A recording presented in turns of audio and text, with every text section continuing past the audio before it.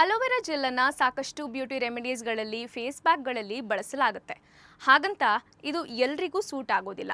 ನಿಮ್ಮ ಸ್ಕಿನ್ ಟೈಪ್ಗೆ ಅನುಗುಣವಾಗಿ ಅಲೋವೆರಾ ಜೆಲ್ಲನ್ನು ಬಳಸಬೇಕಾಗುತ್ತೆ. ಕೆಲವರಿಗೆ ಅಲೋವೆರಾ ಜೆಲ್ ಬಳಸಿದ್ರೆ ತುರಿಕೆ, ಬರ್ನಿಂಗ್ ಸೆನ್ಸೇಷನ್, ಹಾಗೆ ಸ್ಕಿನ್ ಕೆಂಪಾಗೋದು ಈ ರೀತಿ ಸಮಸ್ಯೆಗಳು ಕಾಣಿಸ್ಕೊಳ್ಳುತ್ತೆ. ಹೀಗಿದ್ರೆ ನಿಮ್ಮ ಸ್ಕಿನ್ ಸೆನ್ಸಿಟಿವ್ ಆಗಿರ್ಬೋದು. ಈ ರೀತಿ ಸೂಕ್ಷ್ಮ ಚರ್ಮ ಇರೋರು ಅಲೋವೆರಾ ಜೆಲ್ಲನ್ನು ಅವಾಯ್ಡ್ ಮಾಡಿ.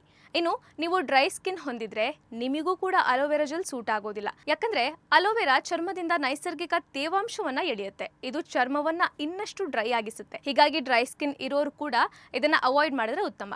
ಹಾಗೆ ನಿಮ್ಮ ಮುಖದಲ್ಲಿ ಮೊಡವೆಗಳಿದ್ರೆ ಅಲೋವೆರಾ ನಿಮ್ಮ ಚರ್ಮದ ಮೇಲೆ ನಕಾರಾತ್ಮಕ ಪರಿಣಾಮ ಬೀರಬಹುದು. ಮೊಡವೆಗಳು ಇನ್ನಷ್ಟು ಜಾಸ್ತಿ ಆಗ್ಬೋದು. ಜೊತೆಗೆ ಸ್ಕಿನ್ ಅಲರ್ಜಿ ಇರುವವರು ಕೂಡ ಅಲೋವೆರಾ ಜೆಲ್ಲನ್ನು ಅವಾಯ್ಡ್ ಮಾಡಿ. ಇನ್ನು ನಿಮ್ಮದು ನಾರ್ಮಲ್ ಸ್ಕಿನ್ ಅಥವಾ ಆಯಿಲಿ ಸ್ಕಿನ್ ಆಗಿದ್ರೆ ಅಲೋವೆರಾ ಜೆಲ್ಲನ್ನು ನೀವು ಆರಾಮಾಗಿ ಬಳಸಬಹುದು. ಸಪೋಸ್ ಕಾಂಬಿನೇಷನ್ ಸ್ಕಿನ್ ಆಗಿದ್ರೆ ಅಲೋವೆರಾ ಜೆಲ್ ಬಳಸಿದ ನಂತರ ಮಾಯಿಶ್ಚರೈಸರ್ ಅಪ್ಲೈ ಮಾಡಿ.